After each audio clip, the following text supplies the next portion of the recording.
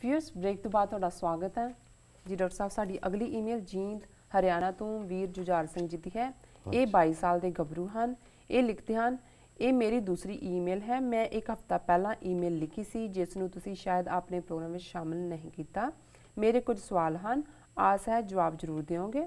ਪਹਿਲਾ, ਮੈਂ YouTube ਤੇ ਮੰਜੀ ਸਾਹਿਬ ਦੀਵਾਨ ਹਾਲ ਵਿੱਚ ਭਰਪੂਰ ਸਿੰਘ ਬਲਵੀਰ ਵੱਲੋਂ ਇੱਕ ਸਪੀਚ ਸੁਣੀ ਸੀ ਜਿਸ ਨਾਲ ਕਾਫੀ ਹੌਸਲਾ ਮਿਲਦਾ ਹੈ। ਕਿਰਪਾ ਕਰਕੇ ਉਹਨਾਂ ਬਾਰੇ ਦੱਸੋ ਕਿ ਉਹਨਾਂ ਦਾ ਧਰਮਯੁੱਧ ਮੋਰਚੇ ਅਤੇ ਕੱਲੂਕਾਰੇ ਤੋਂ ਬਾਅਦ ਕੀ ਰੋਲ ਰਿਹਾ। ਦੂਸਰਾ, ਭਾਈ ਹਰਮਿੰਦਰ ਸਿੰਘ ਸੰਧੂ ਜੋ ਕਿ ਸੰਤਾਂ ਲਈ ਅਨੁਵਾਦ ਵੀ ਕਰਦੇ ਸਨ, ਉਹਨਾਂ ਨੂੰ ਕੁਝ ਵੈਬਸਾਈਟਾਂ ਤੇ ਗੱਦਾਰ ਦੱਸਿਆ ਜਾਂਦਾ ਹੈ। ਉਹਨਾਂ ਦਾ ਅੰਤ ਕਿਵੇਂ ਹੋਇਆ, ਇਸ ਬਾਰੇ ਜਾਣਕਾਰੀ ਦਿਓ। ਤੀਸਰਾ ਸਵਾਲ ਹੈ 에ਅਰ ਇੰਡੀਆ ਫਲਾਈਟ 182 ਬਾਰੇ ਹੈ ਜਿਹੜੀ ਕਿ ਮੌਂਟਰੀਆਲ ਤੋਂ ਨਵੀਂ ਦਿੱਲੀ ਜਾ ਰਹੀ ਸੀ। ਰਸਤੇ ਵਿੱਚ ਧਮਾਕੇ ਨਾਲ ਉੱਡ ਗਈ। ਇਹ ਕਿਹਾ ਜਾਂਦਾ ਹੈ ਕਿ ਇਸ ਨੂੰ ਸ਼ਹੀਦ ਤਲਵਿੰਦਰ ਸਿੰਘ ਪਰਮਾਰ ਦੇ ਸਾਥੀਆਂ ਨੇ ਉਡਾਇਆ ਸੀ। ਕੀ ਇਹ ਬੰਬਿੰਗ ਸਹੀ ਸੀ? ਕੁਝ ਲੋਕ ਇਸ ਨੂੰ ਗਲਤ ਦੱਸਦੇ ਹਨ ਕਿਉਂਕਿ ਉਸ ਫਲਾਈਟ ਵਿੱਚ ਬੱਚੇ ਤੇ ਔਰਤਾਂ ਵੀ ਸਨ, ਪਰ ਮੈਂ ਸੋਚਦਾ ਹਾਂ ਜਿਨ੍ਹਾਂ ਨੇ ਸਾਡਾ ਅਕਾਲ ਤਖਤ ਢਾਇਆ, ਹਜ਼ਾਰਾਂ ਨਿਰਦੋਸ਼ ਸਿੱਖਾਂ ਨੂੰ ਮਾਰਿਆ, ਸੰਤ ਭਿੰਡਰਾਂਵਾਲੇ ਨੂੰ ਸ਼ਹੀਦ ਕੀਤਾ, ਉਹ ਨਿਰਦੋਸ਼ ਕਿਵੇਂ ਹੋਏ? ਭਾਰਤ ਦੀ ਗੱਲ ਤਾਂ ਛੱਡੋ, ਕੀ ਵਿਦੇਸ਼ਾਂ ਵਿਚਲੇ ਹਿੰਦੂਆਂ ਨੇ ਮੀਡੀਆ ਦੇ ਸਾਹਮਣੇ ਆ ਕੇ ਕਿਹਾ ਇਹ ਸਭ ਗਲਤ ਹੋਇਆ, ਨਹੀਂ ਸੀ ਹੋਣਾ ਚਾਹੀਦਾ? ਇਸ ਬਾਰੇ ਆਪਣੇ ਵਿਚਾਰ ਦੱਸਣਾ। ਤੁਹਾਡੀ ਸਾਰੀ ਟੀਮ ਦਾ ਧੰਨਵਾਦ ਕਰਦਾ ਹਾਂ ਕਿ ਤੁਸੀਂ ਸਿੱਖਾਂ ਨੂੰ ਜਾਗਰੂਕ ਕਰਨ ਦਾ ਸ਼ਲਾਘਾਯੋਗ ਉਦਮ ਕਰ ਰਹੇ ਹੋ। ਜੀ ਡਾਕਟਰ ਸਾਹਿਬ। ਵੀਰ ਜੁਝਾਰ ਸਿੰਘ ਜੀ ਦਾ ਬਹੁਤ ਬਹੁਤ ਧੰਨਵਾਦ। ਉਹਨਾਂ ਨੇ ਸਾਨੂੰ ਜੀਂਦ ਹਰਿਆਣੇ ਤੋਂ ਲਿਖਿਆ। 22 ਸਾਲਾਂ ਦੇ ਗੱਭਰੂ ਨੇ ਜੀ ਜੀ, ਔਰ ਸਾਨੂੰ ਖੁਸ਼ੀ ਹੁੰਦੀ ਹੈ ਕਿ ਸਾਡੀ ਯੰਗਰ ਜਨਰੇਸ਼ਨ ਪੰਜਾਬ, ਹਰਿਆਣਾ, ਹਿਮਾਚਲ, ਦਿੱਲੀ, ਪੂਨਾ ਔਰ ਅੱਡ-ਅੱਡ ਹੋਰ ਸਟੇਟਾਂ 'ਚੋਂ ਵੀ ਸਾਨੂੰ ਲਿਖਦੇ ਨੇ, ਸੁਣਦੇ ਨੇ ਔਰ ਆਪਣੇ ਵਿਊ ਵੀ ਦਿੰਦੇ ਨੇ ਜੀ। ਉਹਨਾਂ ਦੇ 3 ਕੰਸਰਨ ਨੇ, 3 ਜਿਹੜੇ ਉਹਨਾਂ ਦੇ ਸਵਾਲ ਨੇ ਰਾਦਰ। ਉਹਨਾਂ ਨੇ ਭਰਪੂਰ ਸਿੰਘ ਬਲਬੀਰ ਜਿਹੜੇ ਕਦੇ ਅਕਾਲੀ ਪੱਤਰਕਾਰ ਦੇ ਐਡੀਟਰ ਰਹੇ, ਅੱਛੇ ਬੁਲਾਰੇ ਸੀ, ਉਹਨਾਂ ਦੀ ਮੰਜੀ ਸਾਹਿਬ ਦੀ ਦੀਵਾਨ ਹਾਲ ਵਿੱਚ ਕੀਤੀ ਤਕਰੀਰ ਦਾ ਜ਼ਿਕਰ ਕੀਤਾ, ਜਿਹੜੀ ਸੰਤ ਭਿੰਡਰਾਂਵਾਲਿਆਂ ਦੇ ਨਾਲ ਹੀ ਉਹਨਾਂ ਨੇ ਕੀਤੀ, ਜਿਹੜੀ ਬੜੀ ਪ੍ਰਭਾਵਸ਼ਾਲੀ ਤਕਰੀਰ ਹੈ। ਜੀ ਜੀ, ਅੱਜ ਵੀ YouTube ਤੇ ਉਸ ਨੂੰ ਕਾਫੀ ਲੋਕ ਸੁਣਦੇ ਨੇ, ਦੇਖਦੇ ਨੇ।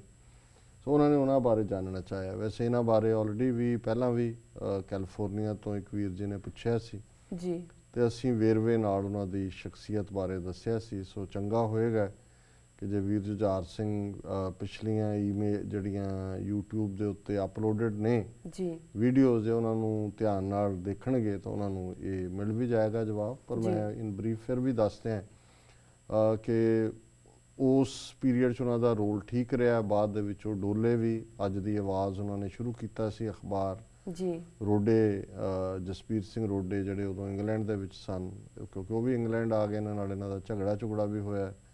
ਉਹ ਫਿਰ ਡੋਲੇ ਵੀ। ਕਦੇ ਉਹ ਅਖਬਾਰਾਂ 'ਚ ਲਿਖਦੇ ਸੀ ਕਿ ਮੈਂ ਈਸਾਈ ਬਣ ਜਾਣਾ, ਫਿਰ ਕਦੇ ਵਾਪਸ ਚਲੇ ਗਏ। ਫਿਰ ਅਕਾਲੀ ਦਲ ਅੰਮ੍ਰਿਤਸਰ ਮਾਨ ਦਲ ਜਿਹਨੂੰ ਕਿਹਾ ਜਾਂਦਾ ਜੀ, ਉਹਦੇ 'ਚ ਉੱਚੇ ਅਹੁਦੇ 'ਤੇ ਵੀ ਰਹੇ, ਫਿਰ ਉਹਨੂੰ ਵੀ ਛੱਡ ਦਿੱਤਾ। ਫਿਰ ਨਾਮਧਾਰੀਆਂ ਦੇ ਨਾਲ ਚਲੇ ਗਏ, ਉਹਨਾਂ ਨੇ ਕਾਰਕੂਰ ਦੇ ਦਿੱਤੀ ਵੀ ਮੈਂ ਹੁਣ ਨਾਮਧਾਰੀ ਬਣ ਗਿਆ ਜੀ। ਸੋ ਕੁੱਲ ਮਿਲਾ ਕੇ ਹਾਲਾਂਕਿ ਜਿਹੜੀ ਉਹਨਾਂ ਦੀ ਉਹ ਪ੍ਰੈਜੈਂਟੇਸ਼ਨ ਹੈ ਜਾਂ ਵੈਸੇ ਵੀ ਜਿਸ ਕਿਸਮ ਦੀ ਉਹਨਾਂ ਦੀ ਥਾਟ ਪ੍ਰੋਸੈਸ ਸੀ, ਇਹਦੇ ਬਾਵਜੂਦ ਇਸੇ ਲਈ ਜਦੋਂ ਅਸੀਂ ਗੁਰੂ ਤੋਂ 2 ਵੇਲੇ ਦੀ ਅਰਦਾਸ 'ਚ ਮੰਗਦੇ ਹਾਂ ਕਿ ਸਿੱਖੀ ਕੇਸਾਂ ਸਵਾਸਾਂ ਨਾਲ ਨਿਭੇ, ਜੀ ਨਹੀਂ ਗੁਰੂ ਤੋਂ ਮੰਗਦੇ, ਤੇ ਇਹ ਇਸੇ ਲਈ ਹੁੰਦਾ ਹੈ ਕਿ ਨੋ ਮੈਟਰ ਅਸੀਂ ਕਿੰਨੇ ਆਪਣੇ ਆਪ ਨੂੰ ਦਾਅਵੇ ਕਰੀਏ ਸੱਚਿਆਰਤਾ ਦੇ, ਧਰਮ ਦੇ, ਇਹ ਨਿਭ ਸਕਣਾ, ਸਿੱਖੀ ਕੇਸਾਂ ਸਵਾਸਾਂ ਨਾਲ ਨਿਭਣੀ, ਆਪਣੇ ਅਕੀਦੇ ਆਪਣੇ ਇਰਾਦੇ 'ਚ ਪੁਖਤਾ ਰਹਿਣਾ, ਡੋਲਣਾ ਨਾ, ਇਹ ਅਕਾਲ ਪੁਰਖ ਦੀ ਬਖਸ਼ਿਸ਼ ਨਾਲ ਹੀ ਸੰਭਵ ਹੁੰਦਾ ਹੈ। ਅਸੀਂ ਸਾਰੇ ਗੁਨਾਹਗਾਰ ਹੈ। ਪਤਾ ਨਹੀਂ ਕਦੋਂ ਮਨ ਜਿਹੜਾ ਉਹ ਕਮਜ਼ੋਰੀਆਂ ਦਾ ਸ਼ਿਕਾਰ ਹੁੰਦਾ ਹੈ, ਕਦੋਂ ਢਹਿੰਦੀ ਕਲਾ 'ਚ ਲੈ ਜਾਂਦਾ ਹੈ। ਹੁਣ ਦੇ ਦੌਰ 'ਚ ਦੇਖੋ ਕਿੱਡੇ ਕਿਸ ਲੈਵਲ ਦੇ ਖਾਲਿਸਤਾਨੀ ਜੁਝਾਰੂ ਆਪਣੇ ਆਪ ਨੂੰ ਕਹਿਣ ਵਾਲੇ ਕਿਵੇਂ ਕੋਈ ਕਿਸੇ ਦੇ ਬੈਂਡ ਵੈਗਨ 'ਤੇ ਚੜ੍ਹ ਰਿਹਾ, ਕੋਈ ਆਮ ਆਦਮੀ ਪਾਰਟੀ 'ਚ ਵੜ ਰਿਹਾ, ਕੋਈ ਬਾਦਲ ਦਲ 'ਚ ਚੜ੍ਹਿਆ ਹੋਇਆ। ਜੀ ਜੀ।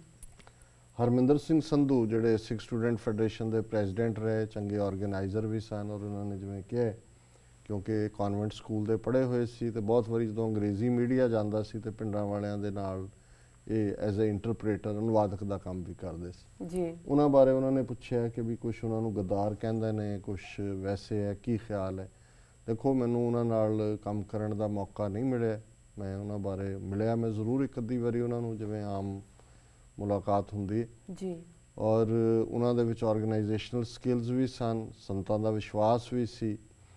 ਲੇਕਿਨ ਜਦੋਂ ਅੰਦਰੂਨੀ ਸਫਾਂ ਦੇ ਵਿੱਚ ਕੁਛ ਨਾ ਕੁਛ ਐਸਾ ਕੁਛ ਸ਼ੁਰੂ ਹੋ ਜਾਂਦਾ ਹੈ ਜਿਸ ਨੂੰ ਤੁਸੀਂ ਬੇਇਤਬਾਰੀ ਕਹੋ, ਡਿਸਟਰਸਟ ਕਹੋ, ਜਾਂ ਕੁਛ ਹਾਲਤਾਂ 'ਚ ਪਤਾ ਨਹੀਂ ਡੋਲਣਾ ਵੀ ਹੋ ਸਕਦਾ ਹੈ, ਜੀ ਜੀ ਤੇ ਫਿਰ ਇੰਨੀ ਕੁ ਚਰਚਾ ਸ਼ੁਰੂ ਹੋ ਜਾਂਦੀ ਹੈ ਦੋਵੇਂ ਪਾਸਿਆਂ ਤੋਂ ਕਿ ਜਦੋਂ ਤੱਕ ਤੁਸੀਂ ਇਹ ਅੰਦਾਜ਼ਾ ਲਾ ਸਕਦੇ ਹੋ ਵੀ ਗਲਤ ਕੀ ਹੈ ਠੀਕ ਕੀ ਹੈ, ਏਜੰਸੀਆਂ ਨੇ ਆਪਣਾ ਕੰਮ ਕਰ ਦਿੱਤਾ ਹੁੰਦਾ ਹੈ। ਜੀ ਜੀ ਸੋ ਇਹ ਜਿਹੜੀ ਕਈ ਵਾਰ ਗਲਤ ਜਾਣਕਾਰੀ ਵੀ ਹੁੰਦੀ ਹੈ, ਭਾਵੇਂ ਕਈ ਵਾਰੀ ਜਿਹਨੂੰ ਅਸੀਂ ਪੰਜਾਬੀ 'ਚ ਕਹਿੰਦੇ ਹਾਂ ਵੀ ਖੰਭਾਂ ਦੀਆਂ ਡਾਰਾਂ ਬਣਾਈਆਂ ਜਾਂਦੀਆਂ, ਜੀ ਉਹਦੇ 'ਚ ਕੁਛ ਸਾਡਾ ਵੀ ਜਿਹੜਾ ਇੱਕ ਕਿਰਦਾਰ ਹੈ ਜਿਹਦੇ 'ਚ ਕਿ ਅਸੀਂ ਕਿਸੇ ਗੱਲ ਦੀ ਤਹਿ ਤੱਕ ਪਹੁੰਚੇ ਬਿਨਾਂ ਸਰਦਾਰ ਜਾਂ ਗਦਾਰ ਇਹ ਲਕਬ ਦੇਣ 'ਚ ਬੜੀ ਕਾਹਲੀ ਕਰਦੇ ਹਾਂ। ਜੀ ਜੀ ਜਿਹੜਾ ਕੋਈ ਆਇਆ ਜਿਹਨੇ ਚਾਰ ਗੱਲਾਂ ਚੰਗੀਆਂ ਕੀਤੀਆਂ, ਜਕਾਰੇ ਛੱਡ ਕੇ ਅਸੀਂ ਉਹਨਾਂ ਨੂੰ ਲੀਡਰ ਬਣਾ ਦਿੱਤਾ। ਜੀ ਬਹੁਤ ਸਾਰੇ ਸ਼ਹੀਦ ਪਰਿਵਾਰਾਂ ਦੇ ਨਾਂ ਥੱਲੇ ਜਿਹੜੇ ਲੋਕ ਅੱਗੇ ਆਏ, ਕੁਛ ਹੋਰ ਹੈ ਪਰਿਵਾਰ ਜਿਹੜੇ ਵਿਚਾਰੇ ਰੁਲ ਗਏ, ਜਿਨ੍ਹਾਂ ਨੂੰ ਕੁਛ ਮਿਲਿਆ ਵੀ ਨਹੀਂ ਹੈ। ਕੁਛ ਜਿਹੜੇ ਨੇ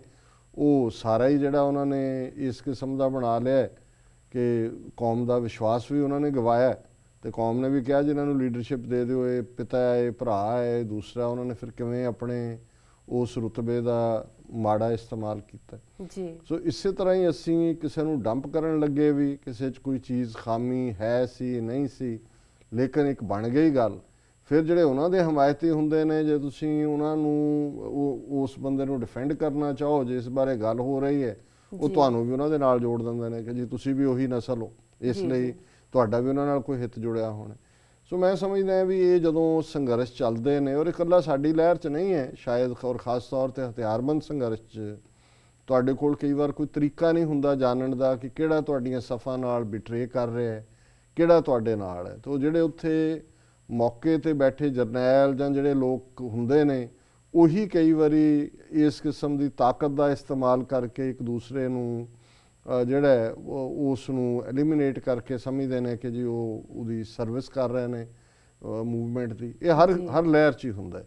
ਔਰ ਮੈਂ ਸਮਝਦਾ ਵੀ ਇਸ ਬਾਰੇ ਮੇਰੇ ਕੋਲ ਕੁਛ ਨਹੀਂ ਹੈ ਕਹਿਣ ਨੂੰ ਕਿ ਕੌਣ ਸਰਦਾਰ ਹੈ ਕੌਣ ਹਾਂ, ਓਵਰਗਰਾਊਂਡ ਜਿਹੜੀਆਂ ਮੂਵਮੈਂਟਸ ਹੁੰਦੀਆਂ ਨੇ ਉਹਨਾਂ 'ਚ ਵੀ ਕਈ ਵਾਰੀ ਏਜੰਸੀਆਂ ਇਹ ਕੰਮ ਕਰਦੀਆਂ ਕਿ ਕਿਸੇ ਬਾਰੇ ਇੰਨਾ ਕਿ ਨੈਗੇਟਿਵ ਪ੍ਰਚਾਰ ਕਰ ਦਿਓ ਕਿ ਜੀ ਇਹ ਤਾਂ ਗੈਰ ਜ਼ਿੰਮੇਵਾਰ ਹੈ, ਜਿਵੇਂ ਸਰ ਸਿਮਰਨਜੀਤ ਸਿੰਘ ਮਾਨ ਨੇ ਹੁਣ ਉਹਨਾਂ ਦੀ ਦੇਖ ਇਸ ਕਿਸਮ ਦੀ ਬਣਾ ਦਿੱਤੀ ਮੀਡੀਆ ਨੇ ਪਹਿਲੇ ਪੀਰੀਅਡ 'ਚ ਕਿ ਜੀ ਉਹ ਤਾਂ ਜੋ ਆਂਦਾ ਉਹ ਕਹਿ ਦਿੰਦੇ ਨੇ ਜੀ। ਸੋ ਮਤਲਬ ਉਸ ਨੂੰ ਫਿਰ ਜਿਹੜੇ ਔਰ ਜਿਵੇਂ ਸਰਦਾਰ ਕਪੂਰ ਸਿੰਘ ਬਾਰੇ ਮੈਂ ਖੁਦ ਇੱਕ ਗੁਫ਼ਤਗੂ 'ਚ ਜਿਹਦੇ 'ਚ ਮੇਰੇ ਪਿਤਾ ਜੀ ਨੇ ਉਦੋਂ ਸਰ ਆਤਮਾ ਸਿੰਘ ਰੈਵਨਿਊ ਮਿਨਿਸਟਰ ਬਣਿਆ ਸੀ, ਮਾਸਟਰ ਅਕਾਲੀ ਦਲ 'ਚ ਹੁੰਦਾ ਸੀ, ਜਦੋਂ ਦੋਨੋਂ ਅਕਾਲੀ ਦਲ ਜੁਆਇਨ ਹੋਏ ਤੇ ਰਲ ਗਏ। ਸਰ ਕਪੂਰ ਸਿੰਘ ਵੀ MLA ਬਣੇ ਸਮਰਾਲੇ ਤੋਂ, ਆਤਮਾ ਸਿੰਘ ਕਪੂਰਥਲੇ ਤੋਂ ਸੀ, ਸੁਲਤਾਨਪੁਰ ਲੋਧੀ ਸ਼ਾਇਦ ਕੰਸਟੀਚੁਐਂਸੀ, ਔਰ ਮਿਨਿਸਟਰ ਵੀ ਬਣੇ ਜੀ। ਔਰ ਮੈਂ ਆਪਣੇ ਕੰਨਾਂ ਨਾਲ, ਹਾਲਾਂ ਬਚਪਨ ਦੀਆਂ ਤੁਹਾਨੂੰ ਕਈ ਚੀਜ਼ਾਂ ਯਾਦ ਰਹਿੰਦੀਆਂ ਨੇ ਕਈ ਨਹੀਂ ਜੀ, ਤੇ ਜਦੋਂ ਸਰ ਕਪੂਰ ਸਿੰਘ ਨੇ ਯਾਦ ਕਰਾਇਆ ਉਸ ਵੇਲੇ ਦੀ ਅਕਾਲੀ ਲੀਡਰਸ਼ਿਪ ਨੂੰ ਕਿ ਜਦੋਂ ਅਸੀਂ ਸਮਝੌਤਾ ਕੀਤਾ ਸੀ ਉਦੋਂ ਉਹਦੇ 'ਚ ਲਿਖਿਆ ਹੋਇਆ ਹੈ ਵੀ ਸਿੱਖ ਹੋਮਲੈਂਡ ਦੇ ਮੁੱਦੇ ਦੇ ਉੱਤੇ ਅਕਾਲੀ ਦਲ ਜਿਹੜਾ ਉਹ ਦ੍ਰਿੜ ਰਹੇਗਾ। ਜਦੋਂ ਹੀ ਉਹਨਾਂ ਨੇ ਇੱਕ ਦੋ ਪ੍ਰੈਸ ਕਾਨਫਰੰਸਾਂ ਕਰਕੇ ਇਹ ਕਿਹਾ ਕਪੂਰ ਸਿੰਘ ਹੋਰਾਂ ਨੇ, ਤੇ ਉਹਨਾਂ ਨੂੰ ਪਾਰਟੀ ਦਾ ਡਿਸਪਲਿਨ ਭੰਗ ਕਰਨ ਦੇ ਨਾਂ ਥੱਲੇ ਪਾਰਟੀ 'ਚੋਂ ਕੱਢ ਦਿੱਤਾ ਜੀ। ਤੇ ਸਰ ਆਤਮਾ ਸਿੰਘ ਦੇ ਨਾਲ 1 to 1 ਗੱਲਬਾਤ ਮੇਰੇ ਪਿਤਾ ਜੀ ਨੇ ਉਹਨਾਂ ਨੂੰ ਕਿਹਾ ਵੀ ਤੁਸੀਂ ਮਾਸਟਰ ਤਾਰਾ ਸਿੰਘ ਦੇ ਵੀ ਸਾਥੀ ਸੀ, ਸਰ ਕਪੂਰ ਸਿੰਘ ਔਰ ਤੁਸੀਂ ਮਿਲ ਕੇ ਜੁਆਇਨ ਕੀਤਾ ਹੈ ਸੰਤ ਫਤਿਹ ਸਿੰਘ ਨੂੰ। ਇਹਦੇ ਸਰ ਕਪੂਰ ਸਿੰਘ ਨੂੰ ਉਹਨਾਂ ਨੇ ਕੱਢਿਆ, ਤੁਹਾਡੇ ਮਤੇ 'ਚ ਸਿੱਖ ਹੋਮਲੈਂਡ ਦੀ ਗੱਲ ਹੈ ਜੀ। ਤੇ ਉਹਨੇ ਸਰ ਆਤਮਾ ਸਿੰਘ ਨੇ ਕਿਹਾ ਜੀ ਦਾ ਕਪੂਰ ਸਿੰਘ ਦਾ ਕੀ ਹੈ, ਇਹ ਤਾਂ ਬੇਵਜ੍ਹਾ ਬੋਲਦਾ ਰਹਿੰਦਾ, ਇਹ ਤਾਂ ਦਿਮਾਗ ਹਿੱਲਿਆ ਹੋਇਆ ਜੀ। ਸੋ ਮਤਲਬ ਇਹ ਪਾਰਟ ਹੁੰਦਾ ਜਿਹੜੇ ਲੋਕ ਫਿਰ ਜਦੋਂ ਛੱਡਦੇ ਨੇ, ਬਿਟਰੇ ਕਰਦੇ ਨੇ, ਉਹ ਦੂਜੇ ਦੇ ਉੱਤੇ ਜੋ ਮਰਜ਼ੀ ਕਰਨ, ਲੇਕਿਨ ਫਿਰ ਵੀ ਓਵਰਗਰਾਊਂਡ 'ਚ ਤੁਹਾਡੇ ਕੋਲ ਚਾਂਸ ਹੁੰਦਾ ਹੈ ਕਿ ਤੁਸੀਂ ਦੇਖਦੇ ਹੋ ਕਿ ਕਿਸ ਦਾ ਕੀ ਕਿਰਦਾਰ ਹੈ ਜੀ ਜੀ। ਸੋ ਤੀਸਰਾ ਉਹਨਾਂ ਦਾ ਪਾਰਟ ਜਿਹੜਾ ਉਹਨਾਂ ਨੇ ਏਅਰ ਇੰਡੀਆ ਫਲਾਈਟ 382 ਜਿਹੜੀ ਮੌਂਟਰੀਆਲ ਤੋਂ ਉੱਡੀ, ਔਰ ਜਿਸ ਦੇ ਵਿੱਚ 329 ਦੇ ਕਰੀਬ ਜਿਹੜੇ ਨੇ ਬੇਗੁਨਾਹ ਪੈਸੇਂਜਰ ਮਾਰੇ ਗਏ ਸੀ ਜੀ। ਉਹਨਾਂ ਨੇ ਮੈਨੂੰ ਇਹ ਪੁੱਛਿਆ ਕਿ ਵੀ ਕੀ ਉਹ ਠੀਕ ਸੀ ਬੰਬਿੰਗ, ਔਰ ਉਹਨਾਂ ਨੇ ਫਿਰ ਇਹਦੇ ਲਈ ਆਰਗੂਮੈਂਟ ਵੀ ਦਿੱਤਾ ਹੈ ਕਿ ਇੰਨੇ ਸਿੱਖ ਮਾਰੇ, ਸੰਤ ਸ਼ਹੀਦ ਹੋਏ, ਅਕਾਲ ਤਖਤ ਢਾਇਆ, ਹਿੰਦੂਆਂ ਨੇ ਉਸ ਦੇ ਉੱਤੇ ਕੋਈ ਪ੍ਰੋਟੈਸਟ ਨਹੀਂ ਕੀਤਾ, ਬਾਹਰਲੇ ਹਿੰਦੂਆਂ ਨੇ ਵੀ ਨਹੀਂ ਕੀਤਾ। ਇਸ ਲਈ ਉਹਨਾਂ ਦੀ ਲਿਖਤ ਤੋਂ ਇਹ ਲੱਗਦਾ ਵੀ ਉਹ ਸਮਝਦੇ ਨੇ ਕਿ ਵੀ ਕੋਈ ਹਿੰਦੂ ਬੇਗੁਨਾਹ ਨਹੀਂ ਹੈ, ਇਸ ਲਈ ਇਹ ਮਾਰਿਆ ਜਾਣਾ ਜਿਹੜਾ ਹੈ ਜੇ ਹੋਇਆ ਵੀ ਤੇ ਠੀਕ ਹੈ ਜੀ। ਅਸੀਂ ਇਸ ਨਾਲ ਸਹਿਮਤ ਨਹੀਂ ਜੀ ਜੀ। ਅਸੀਂ ਇਹ ਸਮਝਦੇ ਹਾਂ ਵੀ ਜਿਹੜਾ ਕਿਰਦਾਰ ਹੈ ਸਿੱਖ ਦਾ, ਔਰ ਜਿਹੜੀ ਸਾਡੀ ਸਟਰਗਲ ਦੀ ਗੱਲ 10ਵੇਂ ਪਾਤਸ਼ਾਹ ਨੇ ਖਾਲਸਾ ਪੰਥ ਸਾਜਿਆ, ਜੀ ਜੀ ਔਰ ਇਹੋ ਜਿਹਾ ਹੀ ਇੱਕ ਵਰਤਾਰਾ ਜਿਹੜਾ ਹੈ, ਜਦੋਂ ਇੱਕ ਸਿੱਖਾਂ ਦਾ ਜਥਾ ਮੁਗਲਾਂ ਦੇ ਖਿਲਾਫ ਰੰਗੜ ਮੁਸਲਮਾਨ ਸਨ ਜਿਹੜੇ ਆਂਦੇ ਜਾਂਦੇ ਲੁੱਟ ਲੈਂਦੇ ਸੀ ਸਿੱਖ ਸੰਗਤਾਂ ਨੂੰ, ਬੀਬੀਆਂ ਨੂੰ ਬੇਪਤ ਕਰਦੇ ਸੀ। ਜੀ ਸੋ ਸਿੱਖਾਂ ਦਾ ਇੱਕ ਜਥਾ ਗਿਆ ਉਹਨਾਂ ਨੂੰ ਸਜ਼ਾ ਦੇਣ ਦੇ ਲਈ, ਤੇ ਆਉਣ ਲੱਗਿਆ ਉਹਨਾਂ ਦੀਆਂ ਵੀ 2 ਕੁੜੀਆਂ ਚੁੱਕ ਲਿਆਏ। ਔਰ ਸਿੱਖਾਂ ਨੇ ਕਿਹਾ ਕਿ ਜੀ ਹੁਣ ਇਹਨਾਂ ਨਾਲ ਅਸੀਂ ਕੀ ਕਰਨਾ ਹੈ, ਜੀ ਕਿ ਵੀ ਜੋ ਤੁਰਕ ਸਾਡੇ ਨਾਲ ਕਰਦੇ ਨੇ ਅਸੀਂ ਵੀ ਜਿਹੜਾ ਇਹਨਾਂ ਨੂੰ ਮਾਫ ਨਹੀਂ ਕਰਨਾ। ਜੀ ਤੇ 10ਵੇਂ ਪਾਤਸ਼ਾਹ ਨੇ ਕਿਹਾ ਕਿ ਹਮ ਲੈ ਜਾਨੋ ਪੰਥ ਉਚੇਰੋ, ਜੇ ਤੁਸੀਂ ਵੀ ਉਸੇ ਖੂਹ 'ਚ ਡਿੱਗਣੇ ਜਿਹਦੇ 'ਚ ਤੁਰਕ ਡਿੱਗੇ ਹੋਏ ਨੇ, ਤੇ ਫਿਰ ਉਹਨਾਂ 'ਚ ਤੇ ਖਾਲਸੇ 'ਚ ਕੀ ਫਰਕ ਹੈ। ਜੀ ਜੀ ਅਸੀਂ ਖਾਲਸੇ ਨੂੰ ਉੱਪਰ ਲੈ ਕੇ ਜਾਣਾ। ਸੋ ਅਸੀਂ ਸਮਝਦੇ ਹਾਂ ਵੀ ਬੇਸ਼ੱਕ ਬੇਗੁਨਾਹ ਸਿੱਖ ਨਵੰਬਰ 84 ਜੂਨ 84 ਪੰਜਾਬ ਦੇ ਵਿੱਚ ਲਗਾਤਾਰਤਾ ਨਾਲ 10-12 ਸਾਲ ਮਾਰੇ ਜਾਂਦੇ ਰਹੇ। ਇਹਦੇ ਬਾਵਜੂਦ ਬਹੁ ਗਿਣਤੀ 'ਚੋਂ ਬਹੁਤ ਥੋੜ੍ਹੀਆਂ ਆਵਾਜ਼ਾਂ ਨਿਕਲੀਆਂ, ਪਾਰਲੀਮੈਂਟ 'ਚ ਤਾਂ ਅੱਜ ਤੱਕ ਵੀ ਨਹੀਂ ਆਇਆ, ਲੇਕਿਨ ਇਹਦੇ ਬਾਵਜੂਦ ਅਸੀਂ ਨਹੀਂ ਸਮਝਦੇ ਕਿ ਕਿਤੇ ਵੀ ਕਿਸੇ ਨੂੰ ਕਿਸੇ ਬੇਗੁਨਾਹ ਨੂੰ ਮਾਰਨਾ, ਉਹ ਹਿੰਦੂ ਹੋਏ, ਮੁਸਲਮਾਨ ਹੋਏ, ਈਸਾਈ ਹੋਏ, ਸਿੱਖ ਹੋਏ, ਕੋਈ ਵੀ ਹੋਏ, ਜੀ ਇਹਨੂੰ ਕੋਈ ਅਧਿਆਤਮਕ ਕਦਰਾਂ ਕੀਮਤਾਂ, ਸਿੱਖੀ ਕਦਰਾਂ ਕੀਮਤਾਂ ਦੇ ਥੱਲੇ ਇਹ ਕੋਈ ਜਸਟੀਫਾਈਡ ਨਹੀਂ ਹੈ। ਜੀ। ਔਰ ਇਹਦੇ ਨਾਲ ਮੈਂ ਇਹ ਵੀ ਕਹਾਂ ਕਿ ਵੀ ਏਅਰ ਇੰਡੀਆ ਕੋਈ ਤਲਵਿੰਦਰ ਸਿੰਘ ਪਰਮਾਰ ਜਾਂ ਕਿਸੇ ਹੋਰ ਦਾ ਇਹ ਕੀਤਾ ਕਾਰਾ ਨਹੀਂ ਹੈ, ਇੰਡੀਅਨ ਏਜੰਸੀਆਂ ਦਾ ਹੀ ਕੀਤਾ ਕਾਰ ਹੈ ਕਿ ਇੱਕ ਪਾਸੇ ਬੇਗੁਨਾਹ ਉਹਨਾਂ 329 ਪੈਸੇਂਜਰਸ ਨੂੰ ਮਾਰਿਆ, ਜੀ ਔਰ ਦੂਸਰੇ ਪਾਸੇ ਸਿੱਖਾਂ ਦੇ ਖਾਤੇ 'ਚ ਪਾ ਕੇ ਤਲਵਿੰਦਰ ਸਿੰਘ ਜਾਂ ਦੂਸਰਿਆਂ ਦੇ ਜਿਹੜੇ ਬਾਅਦ ਜੱਜ ਨੇ ਬਰੀ ਕਰ ਦਿੱਤੇ। ਜੀ ਇਹ ਸਾਡੀ ਮੂਵਮੈਂਟ ਨੂੰ ਇੰਟਰਨੈਸ਼ਨਲ ਤੌਰ ਦੇ ਉੱਤੇ ਬਦਨਾਮ ਕਰਨ ਦੇ ਲਈ ਕਿ ਇਹ ਤਾਂ ਇੰਟਰਨੈਸ਼ਨਲ ਦਹਿਸ਼ਤਗਰਦੀ ਕਰਦੇ ਨੇ। ਜੀ ਪਰ ਮੈਂ ਇਹ ਸਮਝਦਾ ਵੀ ਵੀਰ ਜੁਝਾਰ ਸਿੰਘ ਯੰਗ ਨੇ, 22 ਸਾਲਾਂ ਦੇ ਨੇ, ਪਰ ਆਪਣੀਆਂ ਕੁਝ ਚੀਜ਼ਾਂ ਨੂੰ ਬਦਲਾ ਭਾਵਨਾ ਦੀ ਥਾਂ ਦੇ ਉੱਤੇ ਗੁਰਬਾਣੀ ਔਰ ਸਿੱਖੀ ਸਿਧਾਂਤਾਂ ਦੇ ਮੁਤਾਬਕ ਹੀ ਰੱਖਣ, ਜੀ ਔਰ ਉਹਦੇ 'ਚ ਕਿਸੇ ਵੀ ਬੇਗੁਨਾਹ ਨੂੰ ਕਿਸੇ ਵੀ ਹਾਲਤ ਦੇ ਵਿੱਚ ਜਿਹੜਾ ਨੁਕਸਾਨ ਪਹੁੰਚਾਉਣਾ ਉਹ ਸਿੱਖ ਧਰਮ ਦੇ ਮੁਤਾਬਕ ਨਹੀਂ। ਜੀ ਡਾਕਟਰ ਸਾਹਿਬ, ਤੁਹਾਡਾ ਬਹੁਤ ਬਹੁਤ ਸ਼ੁਕਰੀਆ, ਤੁਸੀਂ ਆਪਣੇ ਵਿਚਾਰ ਸਾਡੇ ਦਰਸ਼ਕਾਂ ਨਾਲ ਸਾਂਝੇ ਕੀਤੇ। ਵੀਅਰਸ ਸਾਡੇ ਨਾਲ ਇਸ ਤਰ੍ਹਾਂ ਜੁੜੇ ਰਹੋ, ਮਿਲਦੇ ਹਾਂ ਛੋਟੇ ਬ੍ਰੇਕ ਤੋਂ ਬਾਅਦ।